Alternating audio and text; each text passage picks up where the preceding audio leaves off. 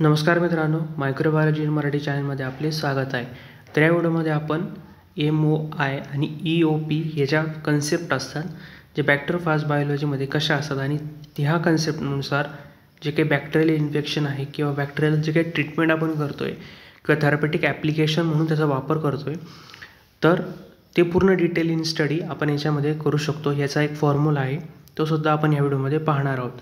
आणि ह्या ज्या पॅरामीटरमुळे जे काही फाजचं बॅक्टेरियासोबत कसं इंटरॅक्शन होतं लॅबोरेटरीमध्ये आणि त्याचा थेरपेटिक ॲप्लिकेशन काय आहे ते आपण ह्या व्हिडिओमध्ये पाहणार आहोत. तर चला तो व्हिडिओ सुरुवात करूया. सर्वात प्रथम आपल्याला माहिती आहे बॅक्टेरियोफाज हा व्हायरस आहे जो स्पेशली बॅक्टेरियाला इन्फेक्ट करण्याचं काम करतो, जो की मोस्टली अबंडंट बायोलॉजिकल एंटिटी आहे अर्थवरती, जो की जे काही बॅक्टेरियल पॉप्युलेशन कंट्रोल करण्याचं काम करतो. तसंच हॉरिझॉन्टल जे काही जीन आहे ते ट्रान्सफर करण्याचं काम जो काही बॅक्टेरियोफाज आहे तो करत असतो. तर क्लिनिकल सिग्निफिकन्स काय आहे, जो अँटीबायोटिक रेझिस्टन्स तसंच फाजचा जो काही इमर्जन्सी अँड प्रॉमिसिंग जे काही थेरपेटिक एजंट म्हणून जो वापर केला जातो आहे, जेणेकरून बॅक्टेरियल जे काही इन्फेक्शन आहे त्याला आपण ट्रीट करू शकतो. तर असे वेगवेगळे क्लिनिकल सिग्निफिकन्स आपल्याला जे काही बॅक्टेरियोफाजचे हे पाहायला मिळतात. तर आपल्याला माहिती आहे जो काही बॅक्टेरिया जो असतो त्याला पूर्णपणे किल करण्यासाठी जो काही किंवा त्याला रेजिस्ट करण्यासाठी किंवा त्याची ग्रोथ आहे ती थांबवण्यासाठी बॅक्टेरियोफाजचा वापर केला जातो. आता आपण जे काही मल्टिप्लिसिटी ऑफ इन्फेक्शन म्हणजे MOI जे काय आहे त्यात आपण पाहूया. तर MOI काय रिप्रेझेंट करतं, जे की हा रेशो आहे infection phages to the bacterial cell. किती प्रमाणामध्ये जो काही फाज आहे त्याने इन्फेक्शन केलं आहे त्या बॅक्टेरियल सेलला, हा एक्सपेरिमेंटल सिस्टीम ही आपल्याला सांगते. आणि याच्यामध्ये कंट्रोलिंग इन्फेक्शन जे काही आउटकम आहे त्या मेन पॅरामीटर आपल्याला याच्यातून समजतं. मॅथमॅटिकल एक्सप्रेशन जर आपण पाहिलं तर MOI is equal to number of phages upon number of bacteria, असं याचा फॉर्म्युला आपल्याला पाहायला मिळतो. आणि याचं बायोलॉजिकल सिग्निफिकन्स काय आहे, याच्याद्वारे जो काही सिंगल हिट कायनेटिक्स आपल्याला समजतं, डिटरमाइन होतं, जेणेकरून जे काही फाजचं जे इव्होल्युशन आहे ते कसं इन्फ्लुएन्स होतं आहे. तसंच क्लिनिकल ॲप्लिकेशन म्हणजे त्याचा थेरपेटिक इफिशियन्सी म्हणून कसा अफेक्ट होतो आहे बॅक्टेरियावरती आणि बॅक्टेरिया जो काही आहे त्याची ग्रोथ रेझिस्टन्स होते की नाही ते पूर्णपणे याच्यामध्ये आपल्याला समजतं. कारण की त्याच्या अर्थातच जो रेशो जो आहे त्यातच आपल्याला समजतं आहे की किती प्रमाणामध्ये जे काही फाज आहे तो बॅक्टेरियल सेलला इन्फेक्शन कॉज करतो आहे, ते या फॉर्म्युलेने काढलं जातं. त्याच्यानंतर कॅल्क्युलेटिंग जर आपण पाहिलं तर MOI is equal to number of phages upon number of bacteria. आणि स्टेप बाय स्टेप कसं कॅल्क्युलेशन केलं जातं, म्हणजे पहिल्यांदा जे काही बॅक्टेरिया सेल असेल ते ऑप्टिमल डेन्सिटी किंवा डायरेक्ट काउंटिंग मेथडने किंवा जे काही सेल काउंटर आहे त्याच्यामध्ये ठेवून जे काही बॅक्टेरिया सेल आहे ते आधी काउंट केल्या जातात. आणि नंतर मग जे काही फाजचं जे टायटर आहे ते डिटरमाइन केलं जातं फ्लॅग फॉर्मिंग युनिटद्वारे, जे काही PFU आहे. त्याच्यानंतर जो काही रेशो आहे ते ह्या फॉर्म्युलेमध्ये टाकून म्हणजे नंबर ऑफ फाजेस आपण नंबर ऑफ बॅक्टेरिया काउंट केल्यानंतर ॲक्युरेटली जे काही डायल्युशन फॅक्टर आहे ते इन्श्युअर करून नंतर ह्या एक्सपेरिमेंटल कंडिशनद्वारे ॲडजस्टमेंट करून जी काही व्हॅल्यू आहे ती आपल्याला मिळते. तर याच्यामध्ये आपण जे काही नॉन व्हायबल फाजेस वगैरे आहे किंवा बॅक्टेरिया आहे ते सुद्धा कॅल्क्युलेशन आहे ॲक्युरेटली या जे काही MOI जो आहे त्याच्याद्वारे डिटर्मिनेशन आपण करू शकतो. जर लो वर्सेस हाय, तर जर MOI हा जर लो झाला आणि हाय झाला त्याच्यामुळे ह्या इन्फेक्शन डायनॅमिकवरती काय इम्पॅक्ट पडतो त्यात आपण पाहूया. पहिल्यांदा जर काही लो जो काही झाला तर त्यामुळे सिंगल फाज जे काही बॅक्टेरियम आहे ते आपल्याला समजतं, म्हणजे सिंगल फाज हा त्या बॅक्टेरियावरती कसा कॉज होतो आहे किंवा कसं तो रेजिस्ट करतो ते आपल्याला समजतं. तसंच जे काही पॉयझनचं जे काही डिस्ट्रीब्युशन आहे ते फॉलो केलं जातं आणि याच्यामुळे इंडिव्हिज्युअल इन्फेक्शन हे आपण स्टडी करू शकतो. तसंच जे काही वेगवेगळे काय करतात म्हणजे बॅक्टेरियोफाज असतात ते एकाच बॅक्टेरियावरती अटॅक करतात. तर त्यामुळे काय होतं, जे काही कोणता फाज वगैरे आहे तर ते कोणत्या फाजमुळे जास्त प्रमाणात जो त्याची रेजिस्टन्स आहे ते झाले ते समजत नाही, कारण की कॉम्पिटिशन चालू होते बॅक्टेरियोफाजमध्ये त्या बॅक्टेरियलला रेजिस्ट करण्यासाठी. त्यामुळे जर लो MOI असेल तर त्याच्यामुळे जे काही कॉम्पिटिशन आहे फाजेसची ते आपल्याला रिड्यूस झालेली पाहायला मिळते.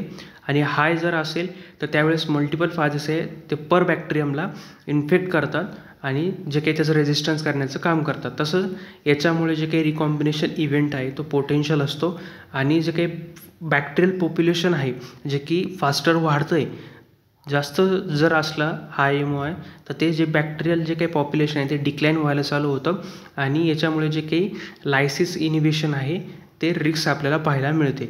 आणि याच्यामुळे जे काही MOI जो आहे हा सिग्निफिकंटली जर आपण पाहिलं याचं जे काही आउटकम आहे याच्यामुळे जे काही फास्टचं जे इव्होल्युशन पॅटर्न आहे तसंच त्याचं थेरपेटिक जे इफेक्टिवनेस आहे ते आपल्याला समजतं जे की बॅक्टेरियावरती तो करतो आहे.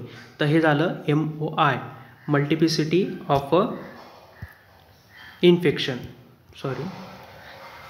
दुसरं आहे इफिशियन्सी ऑफ अ प्लेटिंग, त्याला आपण म्हणतो EOP. तर याच्यामध्ये जो काही EOP जो आहे तो क्वांटिफाय करतो जे की प्रोपोर्शन आहे फाजचं पार्टिकल जे की successfully from the visible flag under a specific condition. म्हणजे जे की फाजचं जे पार्टिकल आहे ते किती प्रमाणामध्ये सक्सेसफुली जे काही व्हिजिबल होत आहे अंडर अ स्पेसिफिक कंडिशन त्याला म्हटलं जातं EOP म्हणजे इफिशियन्सी ऑफ अ प्लेटिंग. हे जे EOP आहे ते क्वालिटी कंट्रोल मॅट्रिक्समध्ये जे काही फाजचा जो रिसर्च आहे किंवा जे फाज आहे ते कसं बॅक्टेरियल होस्टवरती वेगळ्या बॅक्टेरियल होस्टवरती वेगळ्या एन्व्हायरमेंटल कंडिशनमध्ये कसं त्याच्यावरती ॲक्ट होतो आहे, कसं त्याच्या जे काही इनिबिशन आहे किंवा रेजिस्टन्स करतो आहे ते याच्याद्वारे जे काही डिटरमाइन किंवा क्वांटिफाय हे केलं जातं. तर पहिल्यांदा जे काही फ्लॅग काउंटिंग आहे किंवा स्टॅटिस्टिक आहे ते आता आपण पूर्णपणे मेथडॉलॉजी आहे ती समजून घेऊयात. पहिल्यांदा सिरियल डायल्युशन प्रिपरेशन केलं जातं म्हणजे 10 फोल्ड जे काही सिरियल डायल्युशन आहे फास्टचं जे काही स्टॉक आहे ॲप्रोप्रिएट बफरमध्ये किंवा जे BSCP असेल नॉर्मल सलाईनमध्ये ते सिरियल डायल्युशन वगैरे केलं जातं जेणेकरून आपल्याला जो काही फ्लॅगचा नंबर आहे तो काउंटेबल रेंजमध्ये येऊ शकेल जो की 300पर्यंत आपल्याला पर प्लेट हे आपल्याला माहिती. तर प्लेटिंग प्रोटोकॉल जो काही डायल्युटेड जो फाज आहे एका स्पेसिफिक सिरियल डायल्युशन जे काय आहे ते घेतलं जातं. तर ते बॅक्टेरियासोबत म्हणजे आधी जे काही बॅक्टेरिया असेल तो त्याच्यावरती म्हणजे बॅक्टेरियाचं जे कल्चर असेल ते प्लेटमध्ये टाकलं जातं. त्याच्यानंतर जे काही डायल्युटेड जे काही फाज आहे सिरियल डायल्युशन केलेलं ते त्याच्यामध्ये टाकून जे काही सॉफ्ट आगर आहे तो त्याच्यावरती पोअर केला जातो पेट्री प्लेटमध्ये आणि काही वेळासाठी ॲप्रोप्रिएट जे काही सिलेक्टिव्ह मीडिया त्या प्लेटमध्ये पोअर करून इन्क्युबेट केलं जातं ऑप्टिमल कंडिशनला जेणेकरून त्या ऑप्टिमल कंडिशनला जे काही बॅक्टेरियोफाज आहे तो पण ग्रो होईल आणि जो बॅक्टेरिया आहे तो सुद्धा त्याच्यावरती ग्रो होईल कारण की आपल्याला जे काही त्याचं रेजिस्टन्स आहे ते समजून घ्यायचं आहे. आणि नंतर मग फ्लॅग इन्युमरेशन. तर मग जे काही फ्लॅग आहे विजिबल फ्लॅग्स असतील ते आपल्याला डायरेक्टली 80 to 24 आवर इन्क्युबेशननंतर आपल्याला काउंट करता येतं. आणि आपण जे काही कॉलनी काउंटर असेल जे काही मशीन आहे किंवा ऑटोमेटेड इमेज सिस्टीम असेल त्याच्यामुळे जे काही ॲक्युरेसी आहे किंवा जे काउंट आहे तो आपल्याला ॲक्युरेट येऊ शकतो.